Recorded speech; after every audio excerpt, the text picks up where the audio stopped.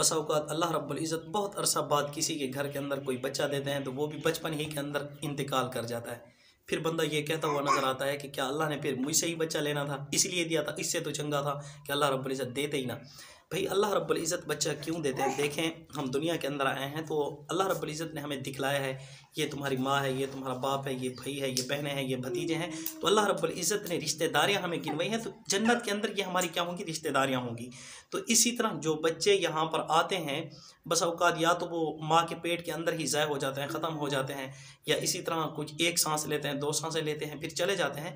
तो जो बच्चे इस दुनिया के अंदर आते हैं वो अल्लाह रब्बुल इज़्ज़त सैंपल दिखलाते हैं कि जन्नत के अंदर तुम्हारी ये फैमिली होगी।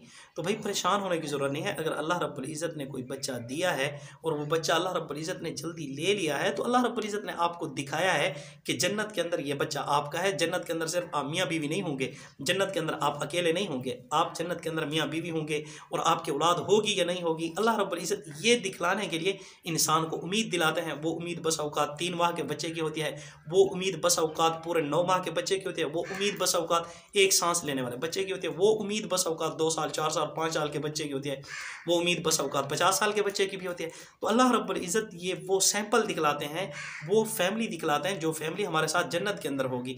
तो परेशान होने की ज़रूरत नहीं है। इन्ना लिल्लाहि व इन्ना इलैहि राजिऊन।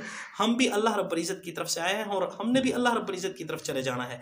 तो ये शिर्क के अल्फाज कहना कि जी फिर अल्लाह रब्बुल इज़्ज़त ने मेरा ही बच्चा लेना था, फिर मुझे दिया क्यों था, तो ये इस किस्म के अल्फाज, घटिया अल्फाज अल्लाह रब्बुल इज़्ज़त को नाराज़ कर देते हैं। इन अल्फाजों को बोलने की बजाय अल्लाह ताला का शुक्र अदा करें कि शुक्र है कि अल्लाह पाक ने मुझे दिखला दिया है कि जन्नत के अंदर मैं सिर्फ अकेला नहीं हूँगा, जन्नत में सिर्फ मैं और मेरी बीवी नहीं होंगे, बल्कि हमारे साथ जन्नत में बच्चे भी होंगे जो अल्लाह रब्बुल इज़्ज़त ने हमें दिखला दिए हैं। तो अल्लाह रब्बुल इज़्ज़त आपको दिखलाने के लिए वक्ती तौर बच्चा आपको देते हैं ताकि आपको पता चल जाए जन्नत के अंदर आपकी फैमिली होगी। तो जिनके बच्चे नहीं हैं, जिनको अल्लाह रब्बुल इज़्ज़त कोई उम्मीद ही नहीं देते, तो जन्नत के अंदर उनकी औलाद भी नहीं होगी। जन्नत के अंदर औलाद उन्हीं की होगी जिनको अल्लाह रब्बुल इज़्ज़त ने दिखाया है, आपने देख लिया है।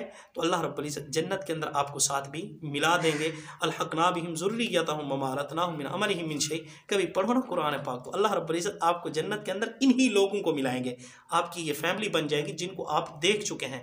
तो ये सैंपल थे, अल्लाह रब्बुल इज़्ज़त ने सैंपल दिखाया है। तो क्या मतलब अल्लाह रब्बुल इज़्ज़त को दिखाने का जुर्म बन गया है कि जी अब तूने मुझसे क्यों ले लिया है, फिर दिया क्यों था?